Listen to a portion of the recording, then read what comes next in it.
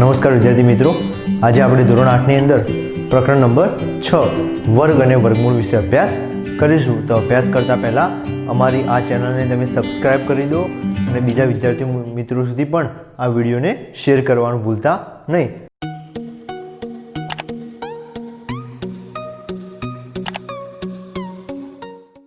તો આપણે જોઈશું આજે વર્ગ અને વર્ગમૂળ. તો વર્ગ અને વર્ગમૂળની અંદર આપણે સ્વાધ્યાય 6.1 વિશે અભ્યાસ કરીશું. એ પહેલાં આપણે સમજીએ કે વર્ગ કોને કહેવાય અને વર્ગમૂળ કોને કહેવાય. તો કે વર્ગ તો કે આપેલી સંખ્યા રહી એ સંખ્યા એના એ જ સંખ્યા સાથે ગુણાય તો એને કહેવાય એનો વર્ગ. ઉદાહરણ તરીકે 2 અને 2 જો એની સાથે 2 જ ગુણાય તો એને કહેવાય 2નો વર્ગ. 2ના ઉપર 2 ઘાત એટલે એનો આ 2 ઘાતને આપણે કહીશું વર્ગ. તો 2નો વર્ગ કેટલો થાય? 2 ગુણ્યા 2 એટલે કે થશે 4.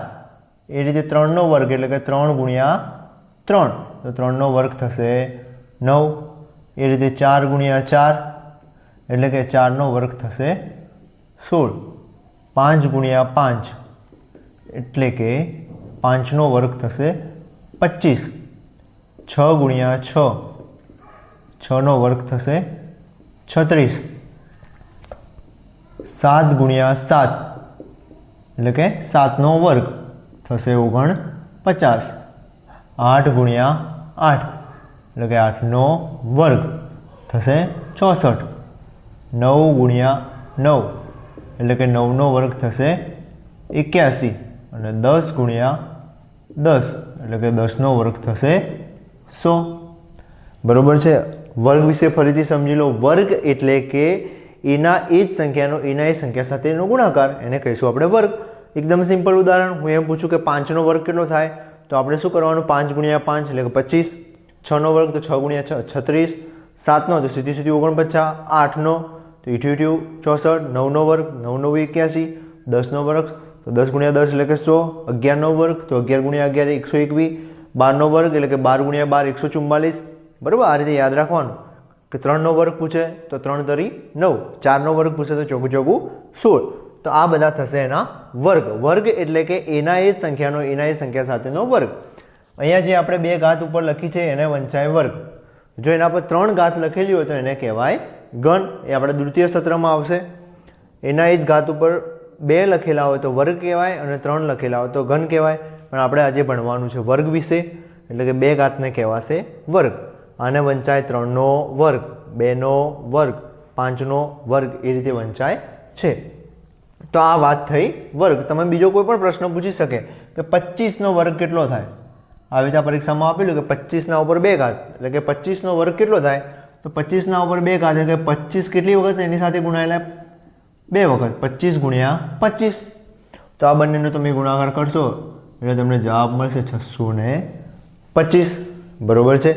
આ રીતે આપણે ગુણાકાર કરવાનો હોય છે અને વર્ગ આ રીતે લખવાનો, એના એ સંખ્યાનો એના એ સંખ્યા સાથેનો ગુણાકાર. બીજું એક ઉદાહરણ લઈ લઈએ. 13નો વર્ગ એટલે કે 13 ગુણ્યા 13 તો 13 ગુણ્યા 13 એટલે થશે 169. બરાબર છે. આ રીતે તમારે યાદ રાખવાનું હોય છે. હવે વાત કરીએ વર્ગમૂળ વિશે અને વર્ગ વિશે. વર્ગ વિશે તો આપણે વાત કરી, પણ હવે વાત કરીએ પૂર્ણ વર્ગ કોને કહેવાય. આપણે હાલ જે ભણ્યા એ બધું વર્ગ વિશે ભણ્યા. હવે પૂર્ણ વર્ગ એટલે કે આ જે વર્ગ કરેલી જે સંખ્યાઓ છે 1 4 9 16 25 36 49 64 81 100 એમ અનંત સુધી પૂર્ણ વર્ગ સંખ્યાઓ આવેલી હોય છે. તો આ પૂર્ણ વર્ગ સંખ્યાઓ એટલે કે વર્ગ કરેલી સંખ્યાઓ એ બધી કેવી કહેવાય? પૂર્ણ વર્ગ. કેમ? ધારો કે 100 તો 100 એ કઈ સંખ્યાનો વર્ગ છે? તો 10નો. માટે 100 એ કેવી સંખ્યા બની? પૂર્ણ વર્ગ સંખ્યા કહેવાય. કોને પૂર્ણ વર્ગ કહેવાય? 100ને પૂર્ણ વર્ગ કહેવાય. યાદ રાખજો. આપણે આ 10ને પૂર્ણ વર્ગ કહેતા નથી, પણ કોને કહીએ? 100ને. કારણ કે 100નું વર્ગમૂળ કાઢીશું આપણે. 100નું વર્ગમૂળ એટલે કે 100 કોનો વર્ગ છે? તો કે 10નો. માટે 100 એ પૂર્ણ વર્ગ કહેવાય. એ રીતે 49. 49 કોનો વર્ગ છે? તો કે 7નો. માટે 49 કહેવાય પૂર્ણ વર્ગ. એ રીતે 4 કોનો? તો કે 2નો. તો 4 પૂર્ણ વર્ગ થઈ. 9 કોનો વર્ગ? તો કે 3નો. માટે 9 પણ પૂર્ણ વર્ગ. એ રીતે 16 4નો, 25 5નો, 36 6નો. તો આ બધી થશે પૂર્ણ વર્ગ. તો યાદ રાખો પૂર્ણ વર્ગ કોને કહેવાય? તો કે આપેલી સંખ્યા એ કઈ સંખ્યાનો વર્ગ છે? જો એ કોઈ સંખ્યાનો વર્ગ હોય તો જ એ સંખ્યાને આપણે પૂર્ણ વર્ગ કહીશું. બરોબર છે? તો આ વાત થઈ વર્ગ અને પૂર્ણ વર્ગની. ફરીથી રિવાઇઝ કરેલું. વર્ગ એટલે કે આપેલી સંખ્યાનો આપેલી સંખ્યા સાથેનો ગુણાકાર, અને પૂર્ણ વર્ગ એટલે કે આપેલી સંખ્યા એ કઈ સંખ્યાનો વર્ગ છે. જો એ કોઈ બીજી સંખ્યાનો વર્ગ હોય તો જ એ આપણે સંખ્યાને પૂર્ણ વર્ગ કહીશું, અને પૂર્ણ વર્ગ સંખ્યાઓ અનંત હોય છે. પરીક્ષામાં એવો પણ પ્રશ્ન પૂછાય કે 1 થી 100 વચ્ચે અથવા 1 થી 100 સુધી આવેલી પૂર્ણ વર્ગ સંખ્યાઓ કઈ? તો કે 1, 4, 9, 16, 25, 36, 49, 64, 81 અને 100. આ બધી 1 થી 100 વચ્ચે આવેલી પૂર્ણ વર્ગ સંખ્યાઓ કહેવાય છે. હવે થોડા આપણે સ્વાધ્યાય 6.1ના દાખલા તરફ જઈશું. તો ધ્યાન આપજો તમે કે આપેલી સંખ્યાનો વર્ગ કરવાથી એકમનો અંક શું મળે? આપણને અહીંયા નીચે સંખ્યાઓ આપેલી હશે, તો એ સંખ્યાઓનો આપણે વર્ગ કરીશું તો એમનો એકમનો અંક શું મળશે આપણે જોઈશું. તો કે 81નો વર્ગ. બરોબર છે? મતલબ કે 81 ગુણ્યા 81. અમે સમજ માટે લખ્યું, પણ અહીંયા આપણે શું કરવાનું કે એનો જ્યારે વર્ગ કરવાનું પૂછે ને એકમનો અંક શું મળશે, તો ખાલી આપણે કોને ધ્યાનમાં લઈશું? એકમના અંકને જ. તો એકમના અંકને એકમના અંક સાથે જ ગુણો, તો 1 ગુણ્યા 1. તો આપણને વર્ગ કરવાથી મળતો એકમનો અંક આપણને કેટલો મળે છે? 1 મળે છે. એ જ રીતે આપણે હવે આમાં કોને ધ્યાનમાં લઈશું? 0 ને. તો 0 ને આપણે 0 સાથે ગુણીશું, તો વર્ગ કરવાથી મળતો એકમનો અંક શું થશે? 0. એ રીતે આની અંદર કોને લઈશું આપણે? 6 ને. તો 6 ને આપણે 6 સાથે ગુણીશું, કારણ કે અહીંયા આપણને એકમનો અંક પૂછ્યો છે. તો 6 ને 6 સાથે ગુણીશું, તો 6 ગુણ્યા 6 એટલે કે 36. બરોબર છે? તો અહીંયા આપણને એકમનો અંક શું મળશે? 6 મળે છે. એ રીતે તમને બીજી કોઈ સંખ્યા આપેલી, ધારો કે 47. બરોબર છે? તો આ 47નો એકમનો અંક કયો મળશે? તો શું કરીશું આપણે? આ 7નો વર્ગ કરીશું, એટલે કે 7 ગુણ્યા 7, તો સીધી 49. તો આપણને આ 47નો વર્ગ કરવાથી મળતી સંખ્યાનો એકમનો અંક આપણને કેટલો મળે છે? 9 મળે છે. તો એકમનો અંક પૂછ્યો હોય તો આપેલી સંખ્યાનો એકમનો અંક લો, એ અંકને એ જ અંક સાથે ગુણો, તો આપણને જે અંક મળશે એનો એકમનો અંક એ આપણો સંખ્યાનો વર્ગ કરવાથી મળતી સંખ્યાનો એકમનો અંક થશે. આવા બીજા ઘણા દાખલા આપેલા છે સ્વાધ્યાય 6.1ના અંદર, તમે જરૂરથી પ્રેક્ટિસ કરજો. હવે જોઈએ આપણે દાખલા નંબર 2 કે આપેલ સંખ્યા પૂર્ણ વર્ગ સંખ્યા છે કે નહીં, કારણ સાથે જણાવો. બરોબર છે? આપેલ સંખ્યા પૂર્ણ વર્ગ છે કે નહીં એ આપણે કારણ સાથે જણાવવું હોય તો એના માટેની એક શોર્ટકટ ટ્રીક છે. બરોબર છે? અને આ ટ્રીકના અંદર આપણે શું યાદ રાખવાનું છે કે જો આપેલી સંખ્યાનો એકમનો અંક, આ યાદ રાખજો, જો આપેલી સંખ્યાનો એકમનો અંક 0, 1, 4, 5, 6 કે 9 હોય, જો આપેલી સંખ્યાનો એકમનો અંક 0, 1, 4, 5, 6 કે 9 હોય તો જ એ સંખ્યા પૂર્ણ વર્ગ છે, બાકી એ પૂર્ણ વર્ગ નથી. પણ જો એ સંખ્યાનો એકમનો અંક આ સંખ્યાઓમાંથી હોય તો આપણે 100% કહી શકતા નથી કે પૂર્ણ વર્ગ હશે, પણ આપણે શક્યતા દર્શાવી શકીએ કે એ પૂર્ણ વર્ગ હોવાના ચાન્સીસ છે. પણ જો આના સિવાયના અંકો હોય તો એ ક્યારેય પૂર્ણ વર્ગ હશે નહીં. બરોબર છે? તો આપણે જોઈએ તો અહીંયા આપેલી સંખ્યા તમે જુઓ 1057, એમાં એકમનો અંક કયો છે? 7. તો આપણે ઉપર કઈ સંખ્યાઓની વાત કરી હતી કે 0, 1, 4, 5, 6 અને 9. તો આમાંથી તો એક પણ નથી, 7 આમાં આપેલ નથી, માટે પૂર્ણ વર્ગ નથી. કારણ શું? કે એકમનો અંક 0, 1, 4, 5, 6 કે 9 નથી, માટે આપેલી સંખ્યા પૂર્ણ વર્ગ નથી. આપણે બીજો દાખલો જોઈએ. એના અંદર તમે હવે ડાયરેક્ટ કહી શકશો કે શું આપેલી ઉપરની સંખ્યાઓમાંથી છે? આમાં 3 આપેલા છે, તો કે નથી, તો આ પણ પૂર્ણ વર્ગ નથી. બરોબર છે? એના અંદર કારણ પણ તમારે આના જ કારણ અહીંયા લખી દેવાનું. ચલો આની અંદર જોઈએ. કંઈ આપણને 64,000 આપેલા છે, અહીંયા એકમનો અંક કયો મળે છે? 0. ચલો આની અંદર 0 છે, તો કે હા. તો આપણે શક્યતા દર્શાવી શકીએ કે પૂર્ણ વર્ગ છે. આપણે ખાલી આ શક્યતા દર્શાવી કે પૂર્ણ વર્ગ છે ને, પણ પૂર્ણ વર્ગ હોઈ શકે, પૂર્ણ વર્ગ હોઈ શકે. કારણ શું કે એનો એકમનો અંક શું છે? 0, માટે પૂર્ણ વર્ગ હોઈ શકે. પણ તમે આની અંદર જોઈ શકો છો કે આપેલી જે જીરોઓ છે એ કેવી સંખ્યાઓમાં છે? એકી. કેટલી જીરો આપેલી? 3. કેટલી જીરો આપેલી? 3. કે તો જીરો 2 હોવી જોઈએ, કે તો 4 હોવી જોઈએ, કે તો 6 હોવી જોઈએ, કે તો 8 હોવી જોઈએ, કે તો 10. એટલે કે બેકી સંખ્યાઓની અંદર જીરો હોવી જોઈએ. પણ અહીંયા આપેલી સંખ્યાઓ કેવી છે? એકી. 1, 2 અને 3. માટે અહીંયા 3 જીરો આપેલી છે એટલે એકી સંખ્યા થઈ. માટે અહીંયા લખવાનું કે 0 અથવા 0 એકી સંખ્યામાં હોવાથી પૂર્ણ વર્ગ નથી. આ યાદ રાખજો ખાસ નિયમ કે 0 તો છે આમાં, પણ આપેલી 0 એ બેકી સંખ્યામાં નથી.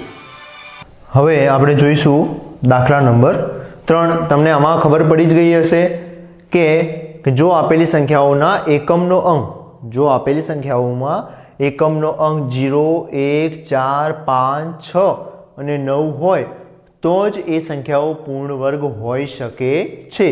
આપણે ગેરંટી સાથે નથી કહી શકતા કે પૂર્ણ વર્ગ જ હોય, પણ હોઈ શકે એવી શક્યતા દર્શાવી શકીએ છીએ. ક્યારે? કે જ્યારે એમનો એકમનો અંક 0, 1, 4, 5, 6 કે 9 હોય ત્યારે. તો આ નિયમ ખાસ તમે યાદ રાખજો. હવે આપણે જોઈશું દાખલા નંબર 3. તો કે નીચે આપેલ સંખ્યામાંથી કઈ સંખ્યાનો વર્ગ કરવાથી મળતી સંખ્યા એકી હશે?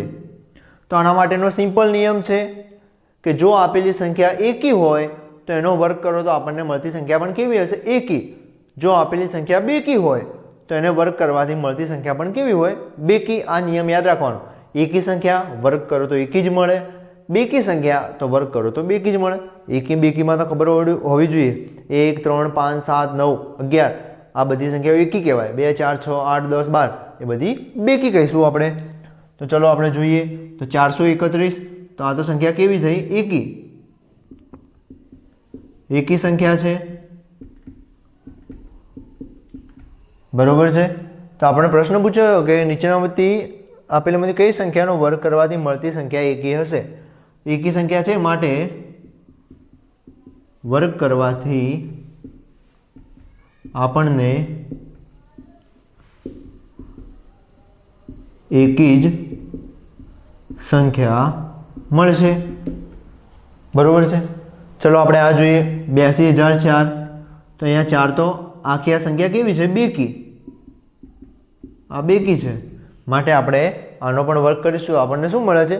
બેકી મળે છે. તો આ 431 એવી સંખ્યા છે કે જેનો વર્ગ કરવાથી આપણને એકી મળે છે. આ નિયમ યાદ રાખજો કે એકી સંખ્યાનો વર્ગ એકી મળે અને બેકી સંખ્યાનો વર્ગ બેકી મળે છે. હવે આપણે આગળ દાખલો જોઈશું. દાખલા નંબર 4 ઉપર અહીંયા આપણને એક પેટર્ન આપેલી છે. એ પેટર્નને આપણે પૂર્ણ કરવાની છે. તો તમે પેટર્નના અંદર જોઈ શકો છો કે 11નો વર્ગ 121 બતાવ્યો છે, 101નો વર્ગ 10,201, 1001નો વર્ગ તમને અહીંયા આપેલો છે. તો હવે તમે જોઈ શકો છો કે આ પેટર્ન કઈ રીતે પૂર્ણ કરીશું? તો એકદમ સિમ્પલ લોજિક છે કે જો અહીંયા 0 હતા તો માટે અહીંયા વચ્ચે એક 0 મૂક્યા, આ બાજુ એક 0 મૂક્યા. અહીંયા કેટલા 0 હતા? 2 0. તો વચ્ચે અહીંયા 2 0, અહીંયા પણ 2 0.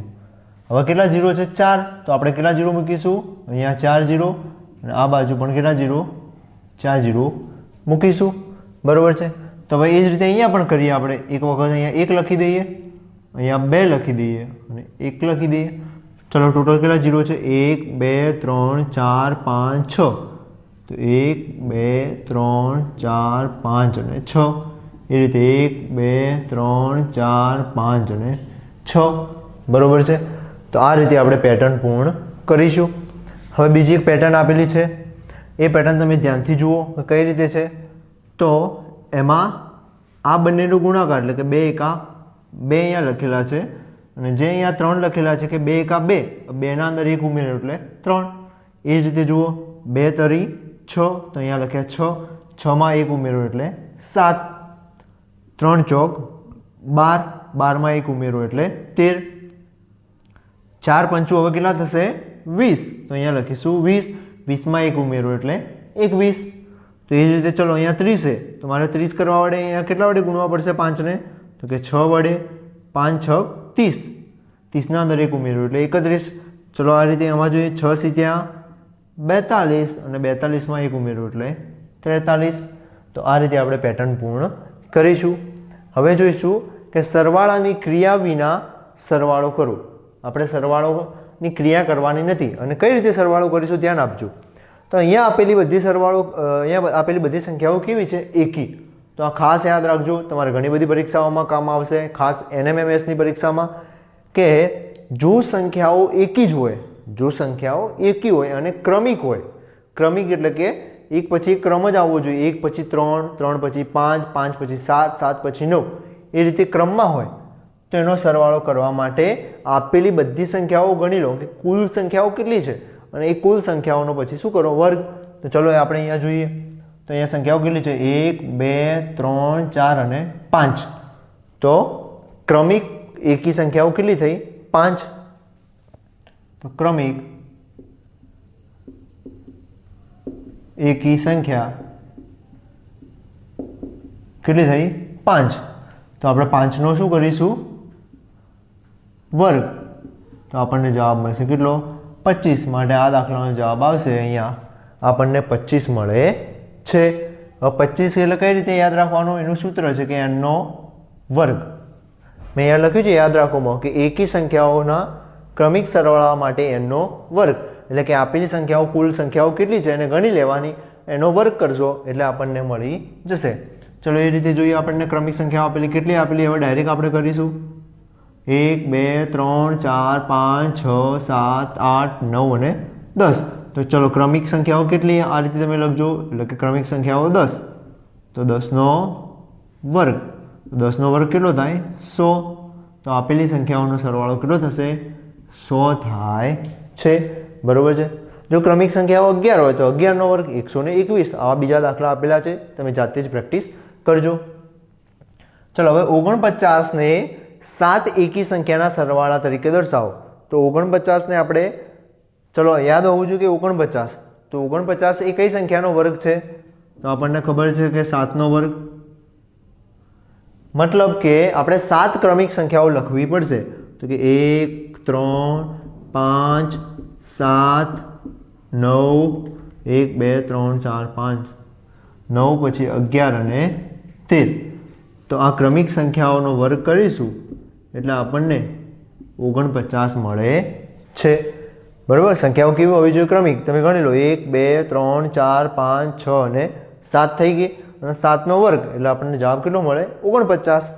તો આપણે 49ને આ રીતે સરવાળાના સ્વરૂપમાં દર્શાવી શકીએ છીએ. પરીક્ષામાં આ રીતે આપેલું હોય અને આ રીતે કરવાનું પૂછાય, આ રીતે આપેલું હોય એમાંથી આ રીતે પણ કરવાનું પૂછાય છે. તો ખાસ યાદ રાખજો. હવે આપણે જોઈશું દાખલા નંબર 9 કે આપેલી સંખ્યાના વર્ગો વચ્ચે કેટલી સંખ્યાઓ આવશે તે જણાવો. જો આપેલી બંને સંખ્યાઓ ક્રમિક હોય અને બંનેના વર્ગ વચ્ચે કેટલી સંખ્યાઓ આવશે એ જાણવું હોય તો શું કરવાનું? તો જે આપણને પ્રથમ સંખ્યા આપેલી હોય એ સંખ્યાને 2 વડે ગુણી દેવાની. તો એના માટે મેં લખ્યું છે કે યાદ રાખોની અંદર જો nનો વર્ગ અને n+1નો વર્ગ એ રીતનું હોય, એટલે કે જો કોઈ 12 હોય અને 12ના અંદર 1 ઉમેરો એટલે કે 13. કોઈ પણ સંખ્યા હોય, ધારો કે 24 હોય, એના પછી ક્રમિક કઈ હોવી જોઈએ? 25. તો બંનેનો વર્ગ હોય તો એના વચ્ચે કેટલી સંખ્યાઓ હોય? તો કે 2n જેટલી. એટલે કે શરૂઆતમાં જે સંખ્યા આપેલી હોય એ સંખ્યાને કેટલા વડે ગુણી દેવાની? 2 વડે. તો ચલો અહીંયા આપણને 12નો વર્ગ અને 13નો વર્ગ આપેલો છે. તો આપણે શું કરીશું? 12ને કેટલા વડે ગુણીશું? 2 વડે. એટલે આપણે યાદ રાખીશું સૂત્ર 2n. 2n એટલે આપણે કઈ સંખ્યા લઈશું? પ્રથમ જે સંખ્યા આપી તો કઈ આપેલી છે? 12. 12 દુના 24. તો બંને વચ્ચે ક્રમિક સંખ્યાઓ કેટલી હશે? 24 હોય છે. ચલો આમાં જ પણ જોઈએ 2n. પ્રથમ કઈ સંખ્યા છે? તો કે 25. તો 2 ગુણ્યા 25 તો 25 દુ 50. તમે આ રીતે આ દાખલો ગણી શકો છો.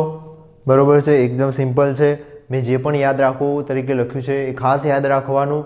એ તમને યાદ રહી જશે તો ઓટોમેટિક બાકીના બધા દાખલા આવડી જશે. મેં બધી જ રીતના દાખલા કવર કર્યા છે. બાકીના દાખલા તમે જાતે જ પ્રયત્ન કરોની અંદર પ્રેક્ટિસ કરજો. જો તમને મજા આવી હોય તો અમારી ચેનલને સબસ્ક્રાઈબ કરવાનું ખાસ ભૂલતા નહીં.